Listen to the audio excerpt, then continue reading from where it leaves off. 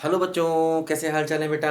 तो बच्चों हम लोग आ गए हैं कॉम्प्लेक्स इंटीग्रेशन के अगले वीडियो पर। देखो बेटा, मैं बहुत सारे कॉम्प्लेक्स इंटीग्रेशन के वीडियो बना चुका हूं और वो सारे वीडियो आपको कहाँ मिलेंगे, मेरे चैनल पे जाएंगे, आपको एक प्लेलिस्ट का कॉलम दिखाई देगा, उस प्लेलिस्ट पे इंटर करेंगे तो आपको एक प्लेलिस्ट मिलेगी कॉम्प्लेक्स इंटीग्रेशन कॉम्प्लेक्स एनालिसिस के नाम से। उस प्लेलिस्ट में आपको कॉम्प्लेक्स इंटीग्रेशन के सारे वीडियो मिलेंगे। और बच्चों, कॉम्प्लेक्स एनालिसिस की एक प्लेलिस्ट और भी है, उसमें मैंने एनालिटिक फंक्शन, बाइलिनियर ट्रांसफॉर्मेशन और मोबियस ट्रांसफॉर्मेशन वगैरह पढ़ाया है। वो भी अभी चल रही है, उसके वीडियो भी मैं अपलोड कर रहा हूँ लगातार। और भी बेटा, मेरे चैनल पर आपको बहुत सारी प्लेलिस्ट मिलेंगी, topology, differential geometry, group theory, vector space.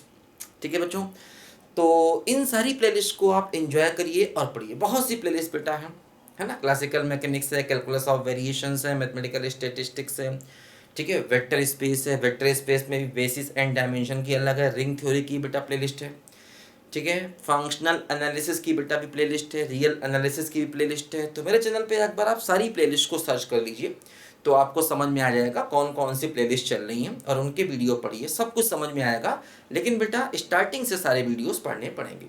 जैसे कॉम्प्लेक्स इंटीग्रेशन है तो इसके सबसे फर्स्ट वीडियो से आप पढ़ना शुरू करिए, बीच बीच में पढ़ेंगे तो समझ में नहीं आएगा, स्टार्टिंग से बेटा आपको पढ़ना पड़ेगा। तो बच्चों देखो, हम लोग कॉम्प्लेक्स इंटीग्रेशन में हम लोगों ने पिछले वीडियोस में कुछ बातें पढ़ी थी। जैसे मैंने बताया था, एक ये फार्मूला काम आता है, एक ये फार्मूला काम आता है, एक ये फार्मूला काम आता है, ठीक है। ये मैंने बताया था काची इंटीग्रल फार्मूले होते हैं, ये काची इंटीग्रल थ्योरम होती है बेटा। अभी इनका मैंने प्रूफ नहीं बताया है, इनका प्रूफ भी मैं अगले वीडियोस में आपको अपलोड करूंगा। तो देखो बच्चों, अभी हम लोग क्वेश्चन करने पर ध्यान दे रहे हैं कि क्वेश्चंस हम लोग कॉम्प्लेक्स इंटीग्रेशन के किस किस तरीकों से करते हैं। तो पिछले वीडियोस में अभी तक कम से कम मैं आपको 50+ क्वेश्चन करा चुका हूँ इसके, आप समझ लीजिए 50+ क्वेश्चन मैं आपको इसके करा चुका हूँ अलग अलग फॉर्म में, ठीक है। तो ये सारे क्वेश्चन बेटा करिए और आपको मजा आएगा, ठीक है। चलिए बच्चों आगे बढ़ते हैं और आज हम लोग कुछ और नए और अच्छे क्वेश्चंस यहाँ पर लेते हैं कॉम्प्लेक्स इंटीग्रेशन के। ये फार्मूले लिखे देते हैं, ये फार्मूले हमारे अभी बच्चों काम आएंगे क्योंकि इनसे हमें बहुत कुछ इनका यूज करना पड़ेगा। देखो बच्चों, इसमें क्या होता है, एक इंटीग्रेशन होता है और एक कर्व दिया जाता है जो क्लोज्ड कर्व होता है। जनरली अगर क्लोज्ड कर्व होता है तभी इन फार्मूलों का यूज होता है, अगर कर्व क्लोज नहीं होगा तो जैसे मैंने स्टार्टिंग में आपको बताए थे कॉम्प्लेक्स इंटीग्रेशन के उन तरीकों से क्वेश्चन को बेटा करना होगा। देखो ध्यान दो, मान लो हम लोग एक और क्वेश्चन आज लेते हैं और ये क्वेश्चन बच्चों इस तरीके से है, इंटीग्रल e की power az upon z minus pi I D Z. और जो हमारा बेटा कर्व है देखो वो ये दिया है mod of z minus one plus mod of z minus two equal to 6। ये बच्चों देखो हमें यहाँ पर कर्व दिया गया है, ठीक है, mod of z plus two और z माइनस टू, ये हमारा देखो यहाँ पर कर्व दिया गया है। Mod of z minus two plus mod of z plus two equal to 6, ये हमें क्लोज्ड कर्व दिया गया है। क्लोज्ड कर्व, क्लोज्ड कर्व देखो हमें इस टाइप से दिया गया है। देखो जैसे बेटा हम लोगों ने जो क्वेश्चन किए थे पिछले वीडियोस में, उसमें जनरली जो हमारा क्लोज कर्व होता था वो सर्कल होता था। अब देखो बेटा यहाँ पर जो क्लोज्ड कर्व है वो सर्कल नहीं है, कुछ और है। देखो ध्यान दो, पहले तो हम ये समझें आखिर ये कर्व क्या है। देखो एक्चुअली बेटा ये कर्व जो है ना ये एक एलिप्स है। अब तुम कहोगे सर ये कैसे पता। देखो बेटा क्या होता है, हम लोगों ने एलिप्स पढ़ा था, आपको याद होगा एलिप्स आपने क्या पढ़ा था। एलिप्स सब लोगों ने पढ़ा था X square Y A square plus Y square Y B square equal to 1 होता है, ये एलिप्स होता है ना। एलिप्स का ग्राफ कुछ इस तरीके से हम लोग बनाते हैं, है ना। ये ग्राफ तब बनता है जब ए बी से बड़ा होता है ना। ये डिस्टेंस होती है ए और ये वाली होती है ए। इस पूरी लाइन को हम लोग मेजर एक्सिस बोलते हैं, पढ़ा होगा आपने। और ये डिस्टेंस बी होती है और ये भी बी होती है, इस पूरी लाइन को माइनर एक्सिस बोलते हैं। और ये ग्राफ तब बनता है जब ए बी से बड़ा होता है। और ये एक रिलेशन होता है B square equal to A square 1 minus E square में, इससे हम ई निकालते हैं। ई को कहते हैं एसेंट्रिसिटी। देखो ध्यान दो बच्चों, क्या होता है, जैसे यहाँ पर एक फोकस होता है एस और ये दूसरा फोकस होता है एस डैश। आपने पढ़ा होगा कि फोकस के कोऑर्डिनेट होते हैं ए ई कॉमा 0, एक फोकस के राइट वाले के, और लेफ्ट वाले फोकस के कोऑर्डिनेट होते हैं -AE, 0। देखो बच्चों, क्या होता है एलिप्स में एक खास बात और होती है। अगर हम एलिप्स की बाउंड्री पर कोई भी पॉइंट P ले लें, P, और P को S से मिला दें और P को S डैश से मिला दें, तो PS और PS डैश का जो सम होता है ये हमेशा 2A के बराबर होता है। ये एलिप्स की अपने आप में एक प्रॉपर्टी होती है। कब? जब A B से बड़ा हो तब, है ना। और अगर A B से छोटा होता है तो एक्चुअली एलिप्स का ग्राफ ऐसे बनता है वर्टिकल पोजीशन में, और वहां पर सारी चीजें चेंज हो जाती हैं। तो अगर A B से छोटा होगा तो यही चीज यहाँ पर 2B हो जाएगी, लेकिन वही होगा PS प्लस PS डैश बराबर 2B, वहां पर जब A B से छोटा होगा तब। अगर A B से बड़ा है तो ये डेफिनेशन होती है PS प्लस PS डैश बराबर 2A। P क्या है? कोई भी पॉइंट आप एलिप्स पर ले सकते हैं। S और S डैश इसके दो फोकस हैं। तो मतलब किसी भी पॉइंट की फोकस से डिस्टेंसेस का सम हमेशा 2A। 2A क्या हो गया? Major axis. 2A को क्या बोलते हैं? मेजर एक्सिस बोलते हैं। तो बच्चों, इसको हम एलिप्स की एक डेफिनेशन भी मानते हैं। हम ऐसा कहते हैं कि P क्या है? इस एलिप्स पर मूव कर रहा है, मतलब P का लोकस, जो पॉइंट मूव करता है उसका लोकस निकलता है। तो P का लोकस अगर उसकी S और S डैश से डिस्टेंसेस का सम 2A के बराबर हो तो इस P के लोकस को क्या बोला जाता है? एलिप्स। क्योंकि देखो P जैसे जैसे मूव करेगा एलिप्स ही बनेगा। और कंडीशन क्या है कि P की S और S डैश से डिस्टेंसेस का सम 2A होना चाहिए। 2A क्या है? इसका मेजर एक्सिस। एक बात और ध्यान दो, ये जो 2A डिस्टेंस है ना, देखो ये S और S डैश से ज़्यादा है, मतलब 2A जो है it is greater than SS dash, मतलब 2A डिस्टेंस S और S डैश के बीच की डिस्टेंस से ज़्यादा है। ये भी यहाँ पर एक कंडीशन है। देखो, इसी डेफिनेशन का यूज़ करते हुए हम लोग कॉम्प्लेक्स में भी यही इक्वेशन लिखते हैं।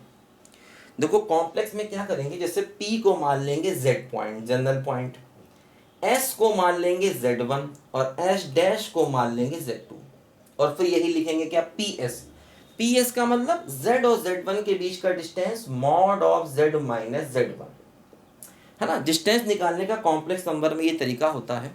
देखो बच्चों, जो मेरी दूसरी प्लेलिस्ट है कॉम्प्लेक्स एनालिसिस, उसमें मैं मोबियस ट्रांसफॉर्मेशन और बाइलिनियर ट्रांसफॉर्मेशन पढ़ा रहा था। उसके स्टार्टिंग में, मोबियस ट्रांसफॉर्मेशन के स्टार्टिंग में मैंने कॉम्प्लेक्स नंबर के कुछ बेसिक बताए हुए हैं बहुत अच्छे से। जैसे इक्वेशन ऑफ लाइन कैसे लिखते हैं, इक्वेशन ऑफ सर्कल कैसे लिखते हैं, मॉडुलस क्या होता है, आर्गूमेंट क्या होता है, डिस्टेंस कैसे निकालते हैं। तो एक बार अगर जा करके आप उसको थोड़ा सा पढ़ लेंगे तो बहुत अच्छा रहेगा। वहाँ पर डिटेल से बेटा मैंने बहुत समझाया हुआ। जैसे ये देखो ना, ये क्या हुआ? Z और Z1 के बीच का डिस्टेंस PS और प्लस PS डैश क्या हो गया? Mod of Z minus Z2। Z और Z2 के बीच का डिस्टेंस, ये Z2 माना है हमने इसको, है ना। इसको क्या माना है? Z2। इसको क्या माना है? Z1। और बराबर क्या हो गया? 2A। 2A क्या हो गया? 2A हो गया। देखो ये डिस्टेंस। तो ये इक्वेशन एलिप्स का इक्वेशन हो जाता है हमेशा कॉम्प्लेक्स नंबर में। 2A क्या होगा? इसका मेजर एक्सिस होगा। देखो जैसे ये इक्वेशन इसके जैसा है। और ध्यान रखना, इस 2A को इनके बीच की डिस्टेंस, मतलब S और S डैश के बीच की डिस्टेंस से ज़्यादा होना चाहिए, तब ये एलिप्स होगा, नहीं तो नहीं होगा, है ना। तो देखो यहाँ पर जैसे ये है 2, देखो ऐसे यहाँ पर इसको ऐसे लिखे Z minus Z1 plus mod of Z minus Z2 बराबर 2A। तो अब देखो यहाँ पर समझो ध्यान से, Z1 क्या हो गया? 2, और Z2 क्या हो गया? -2, और 2A कितना हो गया? 6 हो गया। तो Z1 Z2 के बीच का डिस्टेंस कितना हो गया? 4। और देखो ये 4 डिस्टेंस इससे छोटा है, जो होना भी चाहिए। तभी देखो ये एलिप्स है, इससे कंपेयर करो, Z1 की जगह 2 आ गया, Z2 की जगह -2 आ गया। 2 का मतलब कॉम्प्लेक्स नंबर में क्या हुआ? 2,0, क्योंकि 2 + 0 आया उठा, मतलब 2,0। और -2 का मतलब क्या हुआ? -2,0। तो 2,0 और -2,0 के बीच का डिस्टेंस कितना होगा? 4 होगा। और ये कितना है? 6 है। देखो ये डिस्टेंस, इनके बीच की डिस्टेंस ज़्यादा है, तभी ये क्या है? एलिप्स है। और Z1 क्या हो गया? एक फोकस, Z2 क्या हो गया? दूसरा फोकस। तो ध्यान रखना बेटा, ये एलिप्स को लिखने का तरीका होता है कॉम्प्लेक्स नंबर में। क्योंकि देखो कॉम्प्लेक्स नंबर की अपनी एक ज्योमेट्री होती है, जो मैंने मोबियस ट्रांसफॉर्मेशन, बाइलिनियर ट्रांसफॉर्मेशन में पढ़ाई है। प्लेलिस्ट सर्च करोगे उसमें आपको मिलेगा कॉम्प्लेक्स एनालिसिस का एक दूसरा प्लेलिस्ट है। ये जो प्लेलिस्ट है ये है कॉम्प्लेक्स इंटीग्रेशन का प्लेलिस्ट। समझते हो कि नहीं? जब आप मेरे चैनल पे जाते हैं तो वहाँ पर आपको ऊपर एक प्लेलिस्ट का कॉलम दिखाई देता है, उसमें एंटर करोगे तो आपको सारी प्लेलिस्ट जो मैंने बनाई हैं वो मिल जाएंगी। ठीक है ना? देखो, और हर प्लेलिस्ट में जो वीडियो है बेटा वो सीरियल वाइज अपने आप से ही है। आप सीरियल वाइज देखिए, लेकिन फ्रॉम दी फर्स्ट वीडियो आप देखना शुरू करिए। तो देखो बच्चों, यहाँ से क्या हुआ, हमें एक इलिप्स का इक्वेशन मिल गया। ठीक है, एक इलिप्स का इक्वेशन मिल गया, मतलब जो यहाँ पर क्लोज्ड कर्व है वो इलिप्स की फॉर्म में है। ये बात यहाँ पर जरा ध्यान दीजिए। ठीक है, तो बच्चों देखो, जैसे एक इलिप्स हो गया, ये फोकस हो गया 2 और दूसरा हो गया -2। ये फोकस हो गया 2,0 Z1 और ये हो गया -2,0 और ये इलिप्स हमारा देखो ऐसे करके बन गया, ये इलिप्स बन गया। ठीक है, तो देखो यहाँ पर, यहाँ से 2a कितना है 6 है, तो a की वैल्यू कितनी हो गई 3, ये होता है a। और ये डिस्टेंस देखो क्या होता है, AE होता है, सेंटर से फोकस तक की डिस्टेंस क्या होता है AE, जो कि यहाँ पर 2 है। और दूसरी डिस्टेंस भी ये AE होती है, दोनों तरफ सेंटर से फोकस की डिस्टेंस A इंटू E होती है। तो देखो यहाँ पर A है 3 तो E कितना हो गया 2/a, A है 3 तो 2/3 हो जाएगा, ये A की वैल्यू 3 है। अच्छा, अब देखो b स्क्वायर बराबर a square 1 minus E square को लगाइए, तो b स्क्वायर क्या हो गया a स्क्वायर का मतलब 9 और 1 माइनस ई स्क्वायर का मतलब 4/9। तो देखो यहाँ पर ये क्या मिलेगा, यहाँ पर ये मिल जाएगा 5। b स्क्वायर की वैल्यू यहाँ से हमको 5 मिल जाएगी, तो b की वैल्यू क्या मिल जाएगी √5। देखो यहाँ से हम इलिप्स का इक्वेशन भी निकाल सकते हैं, x square by a square कितना है देखो 9 है, plus Y square upon B square कितना हो गया 5 इक्वल टू 1। देखो ये हमारे इलिप्स का इक्वेशन यहाँ से आ गया, है ना। तो ये a का मतलब देखो ये डिस्टेंस 3 हो गई, और ये होता है b का मतलब ये डिस्टेंस कितनी हो गई √5 हो गई। देखो ऐसे। अब देखो समझो, यहाँ जो आपको पॉइंट दिया गया है, देखो ये वाला पॉइंट जहां पर ये डिनोमिनेटर 0 हो रहा है, z माइनस पाई आई बराबर 0, तो z बराबर पाई आई का मतलब 0 प्लस पाई आई मतलब 0 पाई, ये हुआ, है ना। पाई आई का मतलब 0 प्लस पाई आई। तो इस पॉइंट पर ये डिनोमिनेटर 0 हो रहा है, तो इस पॉइंट पर पूरा फंक्शन नॉन एनालिटिक है। और ऊपर का फंक्शन क्या है, एक्सपोनेंशियल फंक्शन, वो हमेशा एनालिटिक होता है, ध्यान देना। एक्सपोनेंशियल फंक्शन हो गया, साइन कॉस हो गया, पॉलिनोमियल हो गया। पॉलिनोमियल मतलब z स्क्वायर है, z की पावर 3 है, z की पावर 4 है, ये सब क्या होते हैं पॉलिनोमियल, जिनमें z की पावर पॉजिटिव इंटीजर हो। ठीक है, या कांस्टेंट को भी हम पॉलिनोमियल कहते हैं। जैसे इस टाइप के फंक्शन होंगे z plus 1 z square plus 2, numerator में ध्यान रखना, न्यूमरेटर में अगर इस टाइप के फंक्शन होंगे, या z cube plus z square, तो ये सब क्या है पॉलिनोमियल न्यूमरेटर में। हाँ, डिनोमिनेटर में दिक्कत तब होती जब वो 0 हो रहा होता है। ठीक है, तो यहाँ पर न्यूमरेटर में, क्योंकि जब आप ये लगाते हैं रिजल्ट, तो यहाँ पर ये न्यूमरेटर वाला फंक्शन जो है ना, ये एनालिटिक होना चाहिए पूरे क्लोज इंटरवल में, पूरे क्लोज्ड कर्व में, ये बात ध्यान रखना। तो एक्सपोनेंशियल फंक्शन एनालिटिक होता है। अब डिनोमिनेटर 0 हो रहा है इस पॉइंट पर, अब देखो 0, वाला पॉइंट कहाँ गया, 0, वाला पॉइंट बेटा यहाँ कहीं जाएगा, देखो, क्योंकि पाई की वैल्यू 3 से ज़्यादा होती है। तो समझो, जो ये पॉइंट है जहां पर ये नॉन डिफरेंशिएबल है, वो पॉइंट चला गया इस क्लोज्ड कर्व के बाहर। तो जब पॉइंट क्लोज कर्व के बाहर चला गया, तो ये पूरा ही फंक्शन एनालिटिक हो गया, और जब पूरा एनालिटिक हो गया तो इसकी वैल्यू क्या हो गई, डायरेक्ट 0 हो गई। हमारे सवाल का आंसर खत्म हो गया। हाँ, अगर ये पॉइंट इसके अंदर आता तो फिर हमें इस वाले थ्योरम को लगाना होता, मैंने बताया था।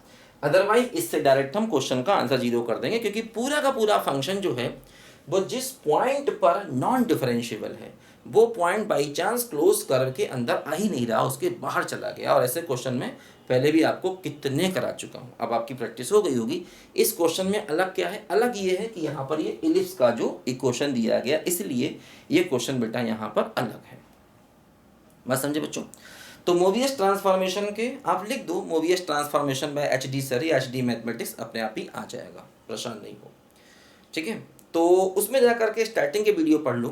तो ये सब मैंने बेसिक बहुत डिटेल से बताया। देखो बेटा पढ़ना पड़ेगा थोड़ा सा, समझ में सब कुछ आएगा। ऐसा हो नहीं सकता आप बुक का कोई क्वेश्चन सॉल्व ना कर पाए। समझ में सब कुछ आएगा, सब कुछ अच्छे से होगा, लेकिन जाकर ध्यान से पढ़ना पड़ेगा और नोट्स बनाने पड़ेंगे। ठीक है, चलिए एक क्वेश्चन हम लोगों ने कर लिया। तो इस क्वेश्चन का आंसर बच्चों 0 आ गया। क्यों 0 आ गया? क्योंकि ऊपर का फंक्शन तो एनालिटिक था ही, अब ये पूरा एनालिटिक हो गया इस रीजन में, क्योंकि ये नॉन एनालिटिक इस पॉइंट पर है और वो पॉइंट रीजन के बाहर है। इसका मतलब अपने रीजन में जो हमें ये क्लोज कर दिया है, इसमें हमारा फंक्शन एनालिटिक है, इसलिए पूरे की वैल्यू 0 हो जाएगी। क्योंकि अगर पूरा फंक्शन उस क्लोज कर्व में एनालिटिक है तो उसका इंटीग्रेशन क्लोज कर्व के अलॉन्ग 0 होता। क्लोज कर्व के अलॉन्ग, ध्यान रखना, हर जगह नहीं, जब क्लोज कर्व के अलॉन्ग करेंगे तो। और यहाँ पर हम इस फंक्शन का इंटीग्रेशन इस क्लोज कर्व के अलॉन्ग करना चाहते हैं। ध्यान रखना, ये जो ग्राफ आप बनाते हैं ये इस क्लोज कर्व का बनाते हैं, इस फंक्शन का नहीं बनाते हैं। फंक्शन तो दिखाई नहीं पड़ रहा यहाँ पर क्या है, ये फंक्शन या ये फंक्शन यहाँ दिखाई नहीं पड़ रहा है ना। तो ये पूरा ही एनालिटिक हो गया, क्योंकि जिस पॉइंट पर ये नॉन डिफरेंशिएबल था वो बाहर चला गया। तो इसका मतलब रीजन के अंदर ये एनालिटिक है, इसलिए इसका डिफरेंशिएशन, इसलिए इसका इंटीग्रेशन क्या हो जाएगा? 0 हो जाएगा। ध्यान रखना। ठीक है बच्चों, लिखो जल्दी से। अच्छा क्वेश्चन है काफी।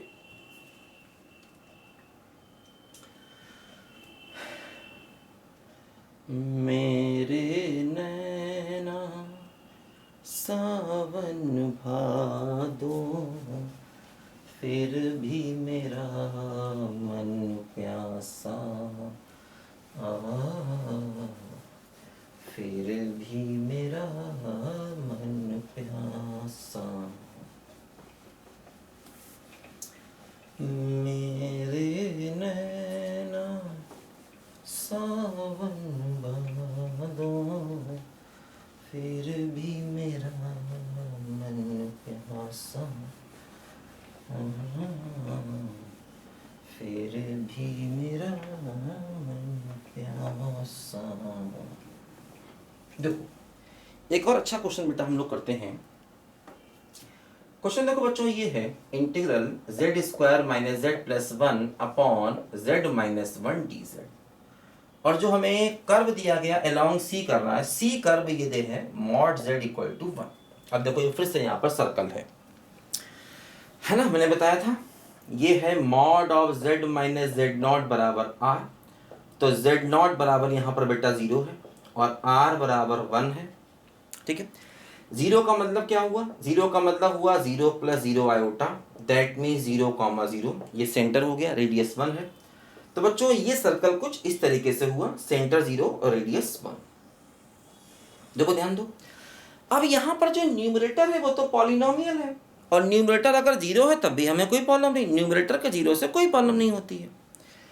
डिनोमिनेटर क्या है? z माइनस 1, और ये अगर 0 हुआ तो z इक्वल टू 1 होगा। अब देखो 1 कहाँ पर आया?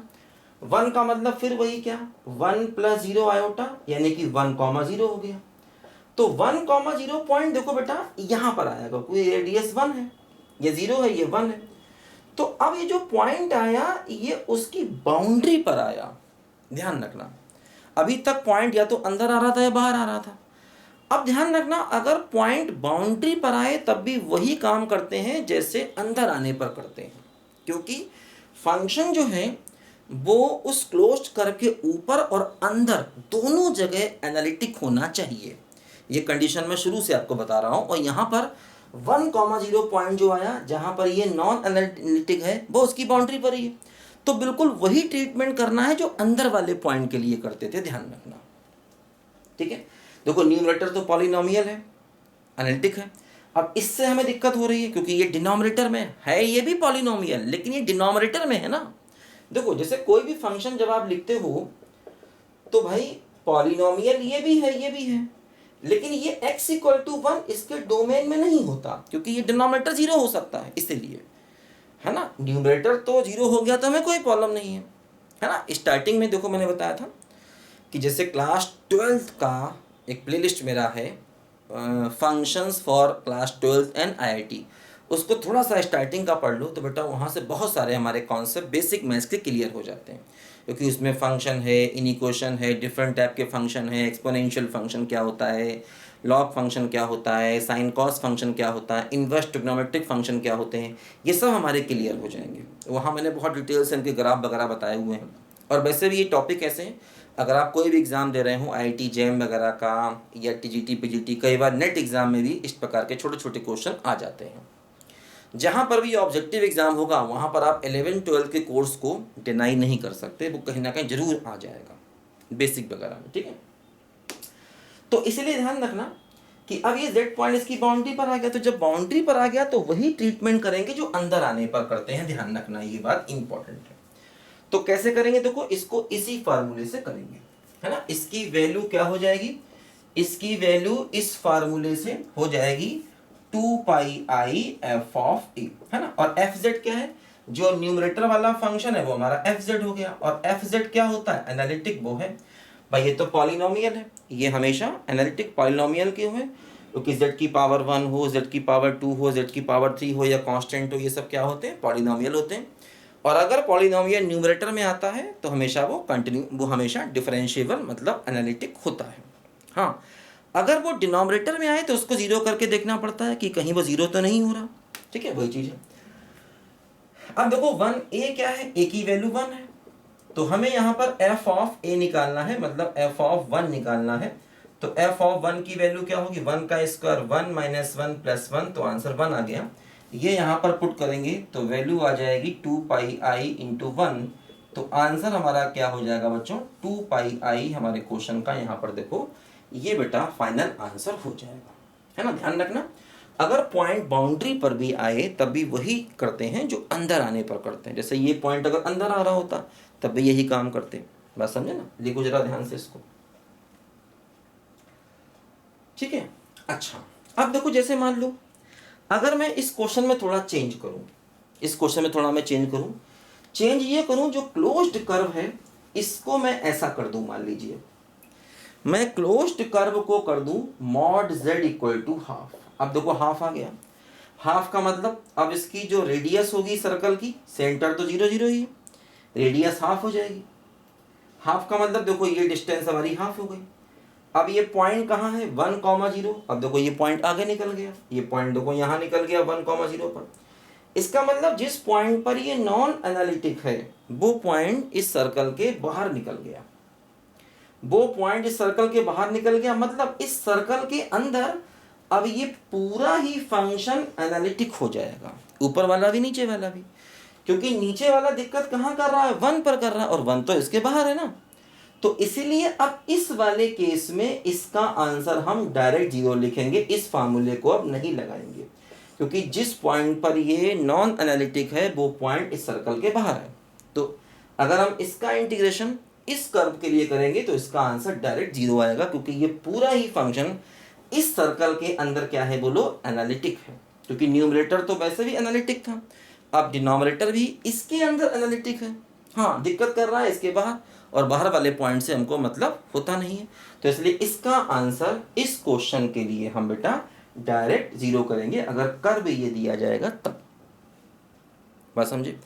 तो बेटा मैं आपको डिफरेंट क्वेश्चन करा रहा हूँ जिससे हमारी हैबिट में ये क्वेश्चन आ जाए, और हर टॉपिक को मैं ऐसे डिटेल से पढ़ाता हूँ। कोई टॉपिक अगर आप मेरे चैनल से पढ़ोगे तो उसमें कुछ छूटेगा नहीं। बच्चे कहते हैं कौन सी किताब लें, क्या लें, जरूरत नहीं किताब की तुम्हें है, तुम ये सारे एग्जाम्पल पहले अच्छे से कर लो तो सब कुछ कर जाओगे। किताबें ज़्यादा मत ढूंढो, किताबें ढूंढने काम तुम मेरे पे छोड़ दो। बच्चे सोचते हैं सर किताब कौन सी पढ़ें, मैं ना किताब बताऊंगा तुमको कोई, हाँ बस इतना कहूँगा कि तुम्हारी यूनिवर्सिटी या तुम्हारा एग्जाम जो भी होने वाला हो उससे रिलेटेड कोई भी किताब ले लो जिससे तुम्हें ये मालूम चल जाए कि सिलेबस क्या है, या तुम्हारी यूनिवर्सिटी के इंपॉर्टेंट क्वेश्चन उसमें दिए होंगे वो क्या हैं, बस इसीलिए ले लो, है ना।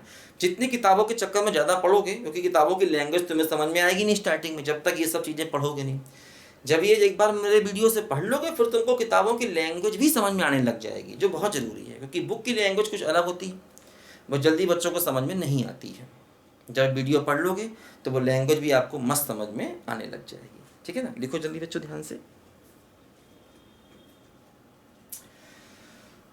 देखो बच्चों एक और बढ़िया क्वेश्चन हम लोग करते हैं यहाँ पर।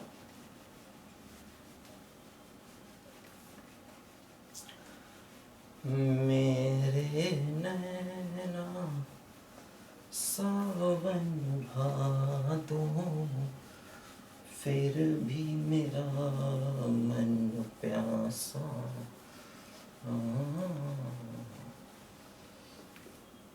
तो थोड़ी बच्चों गर्मी हो रही है क्योंकि मैं रूम बंद करके और फैन ऑफ करके वीडियो बनाता हूँ बेटा। फैन चलाऊंगा तो आवाज़ें आएंगी उसकी, तो वीडियो क्लियर नहीं आएगा। कुछ भी चलाएंगे, इवन छोटा सा एसी भी चलाएंगे ना, तो आवाज़ें आती हैं। हालांकि जब बहुत गर्मी होती है तो एसी बहुत स्लो स्पीड पर चलाते हैं, बहुत स्लो स्पीड पे, क्योंकि उसकी आवाज़ आती है, वीडियो ख़राब हो जाता है, कोई भी डिस्टर्बेंस होगा। अभी भी हो सकता है तुम्हें हल्की हल्की कोई आवाज़ आ रही है, उसकी वजह साइड में कंप्यूटर चल रहा है, उस पर वीडियो की अपलोडिंग चल रही है, इसीलिए बहुत हल्की हल्की आवाज़ हो सकता है तुम्हें आ रही हो सकता, क्या पता ना भी आ रही हो। चलिए फिर देखो, एक और क्वेश्चन बेटा हम लोग करते हैं, और एक क्वेश्चन है इंटीग्रल e की power z upon Z square plus 1 dz, और ये c है, और c है मॉड z बराबर 2। ये हमें कर्व दिया गया है c कर्व देखो ये। तो इस क्लोज्ड कर्व के अलॉन्ग हमें इंटीग्रेशन करना है। जब भी ऐसे c लिखा जाए इसका मतलब आपको इस क्लोज्ड कर्व के अलॉन्ग इंटीग्रेशन करना है। देखो ये वही, इससे कंपेयर किया जाए तो z माइनस जेड नॉट बराबर r, तो सेंटर हो गया 0 और रेडियस हो गया 2, जैसा कि हर बार हो रहा है। सेंटर 0 हो गया और रेडियस इसका 2 हो गया, ऐसे कर दिया देखो यहाँ पर, ठीक है। सेंटर 0 0 है और रेडियस कितना है इसका 2 है, ठीक। देखो अब बच्चों यहाँ पर देखो, इसका देखो न्यूमरेटर में तो एक्सपोनेंशियल फंक्शन है, वो तो हमेशा एनालिटिक होगा ही होगा। डिनोमिनेटर देखो जेड स्क्वायर प्लस 1 बराबर 0। अब देखो क्या हुआ, जेड स्क्वायर बराबर -1, ध्यान दीजिए। z बराबर क्या हुआ, प्लस माइनस अंडर रूट -1, ध्यान रखना जेड स्क्वायर है तो प्लस माइनस आएगा, और अंडर रूट -1 क्या हुआ, आयोटा, तो z क्या हो गया, plus minus iota, under root -1 क्या होता है, आयोटा। देखो यहाँ से 2 पॉइंट मिले, एक मिला आयोटा, एक मिला माइनस आयोटा। आयोटा का मतलब क्या हुआ, आयोटा का मतलब हुआ 0 प्लस आयोटा, यानी कि ऑर्डर्ड पेयर में 0,1 हुआ, और माइनस आयोटा का मतलब क्या हुआ, ये हुआ 0 माइनस आयोटा, तो 0,-1। देखो 2 पॉइंट है, एक पॉइंट आया 0,1 जो यहाँ पर है, और एक पॉइंट आया 0,-1 जो यहाँ पर है। तो दोनों पॉइंट देखो इसके अंदर है। अब ये दो जगह देखो, पूरा फंक्शन दो जगह हो गया नॉन एनालिटिक, ठीक है। तो एक बार इसको C1 मान लो और एक बार इसको C2 मान लो, दो अलग अलग सर्कल बना के इसको निकाल दो, मतलब ये दो अलग अलग वही अपना मल्टीपली कनेक्टेड रीजन बना के इसको निकाल दिया, ठीक है। फिर मेथड क्या होता है, इसको देखो मिटा दें यहाँ से। फिर देखो क्या हुआ कि इसको देखो एक काम किया जाए, इसको ऐसे लिखा जाए ना, ये जेड स्क्वायर प्लस 1 है ना, देखो इसको ऐसे लिख सकते हैं, इसको माइनस का आयोटा स्क्वायर लिख सकते हैं, है ना। आयोटा स्क्वायर -1 तो +1, तो क्या बचेगा, z माइनस आयोटा और z प्लस आयोटा बचेगा, देखो ये, है ना। जिससे कि जब C1 लेंगे तो इस पॉइंट को हटा देंगे, और जब C2 लेंगे तो इसको हटाएंगे, इसको नीचे लाएंगे, मतलब क्योंकि देखो ये z माइनस ए नीचे आता है ना, जो उसका सिंगुलरिटी होती है। सिंगुलरिटी मतलब जिस पॉइंट पर नॉन डिफरेंशिएबल होता है, उस कंटूर के अंदर, उस क्लोज कर्व के अंदर वही पॉइंट हटा दिया जाता। ऐसा आप शुरू से करते आ रहे हैं, कोई दिक्कत नहीं आपको है। देखो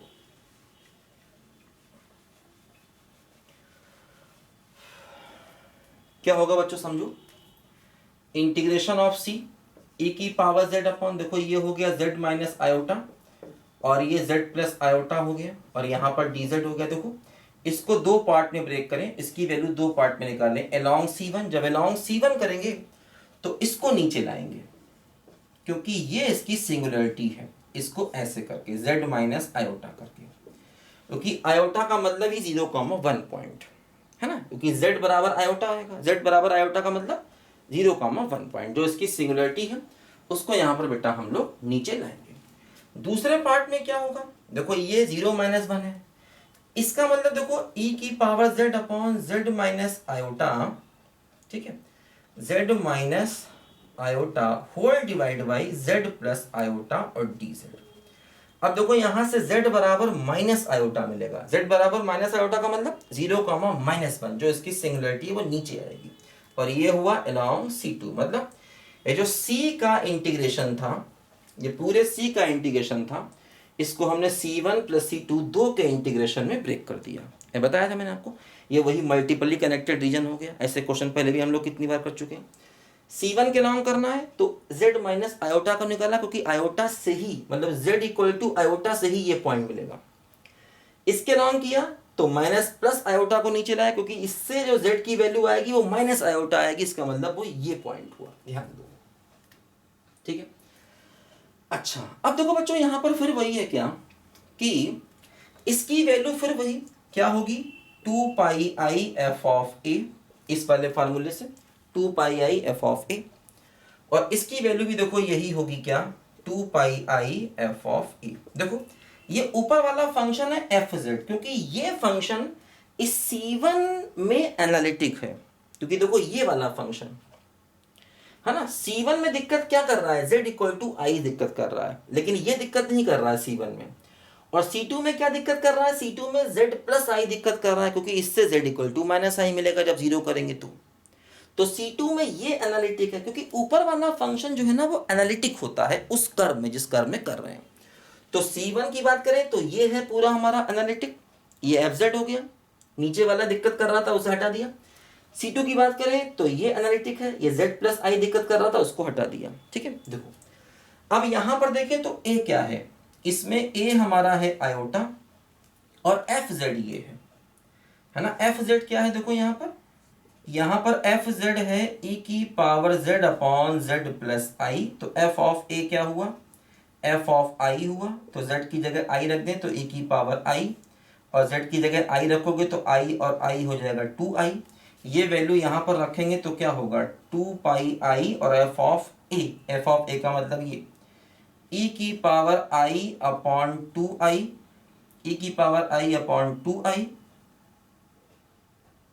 ठीक है, तो देखो यहाँ से 2i कैंसिल, तो क्या हो गया पाई इंटू ई की पावर i आ गया, इसकी वैल्यू है ना, ये इसकी फाइनल वैल्यू आ गई। दिख रहा है ना, अरे मस्त दिख रहा है, कोई टेंशन नहीं। देखो यहाँ पर a यहाँ पर क्या हुआ, इसको जीरो करेंगे तो a क्या आएगा, a आएगा यहाँ से माइनस आयोटा, और एफ जेड यहाँ पर क्या है, एफ जेड ये ऊपर का फंक्शन है e की power z upon z minus iota, तो f ऑफ a निकालो, f ऑफ a का मतलब f ऑफ माइनस आयोटा, तो e की पावर माइनस आयोटा, z की जगह रखना है ना, z की जगह क्या रखना माइनस आयोटा, तो माइनस का 2 आयोटा हो जाएगा ये। तो देखो इसकी वैल्यू क्या हो गई, इसकी वैल्यू हो गई 2 पाई आई और f ऑफ a का मतलब दिस e की power minus iota upon minus का 2 आयोटा। ठीक है, तो देखो यहां से कैंसिल हो गया तो क्या हुआ माइनस पाई e की पावर माइनस आई, देखो ये इसकी वैल्यू आई। अब इन दोनों को प्लस करना है, इसकी वैल्यू प्लस इसकी वैल्यू को आपस में हमें करना है, यहां पर देखो प्लस है ना। देखो करते हैं इसको, इनको प्लस करते हैं, इसको लिखो, इसको मिटा देते हैं।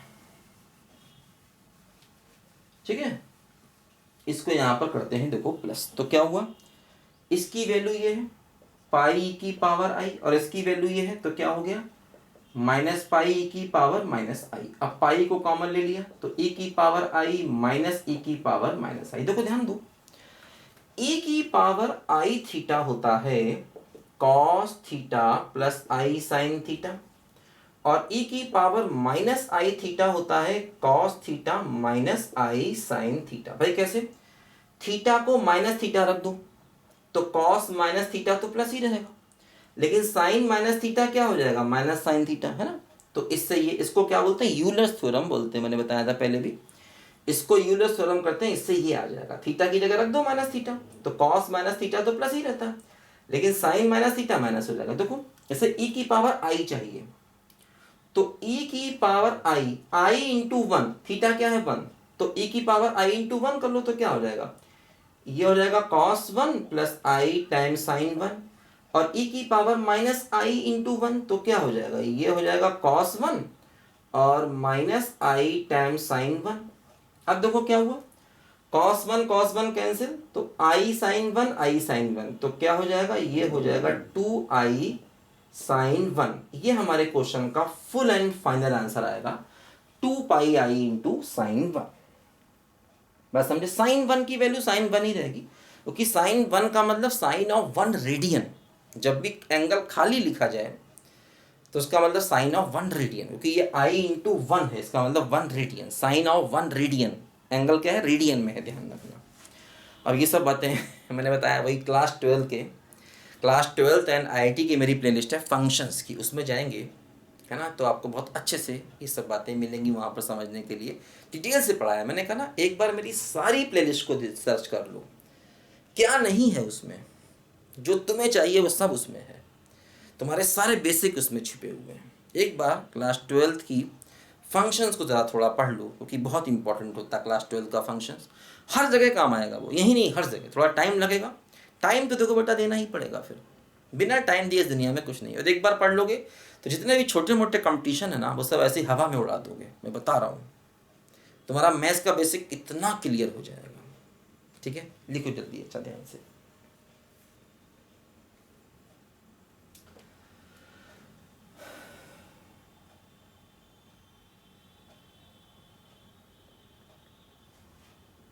ठीक है बच्चों, देखो एक क्वेश्चन जल्दी से और कर लेते हैं फटाफट।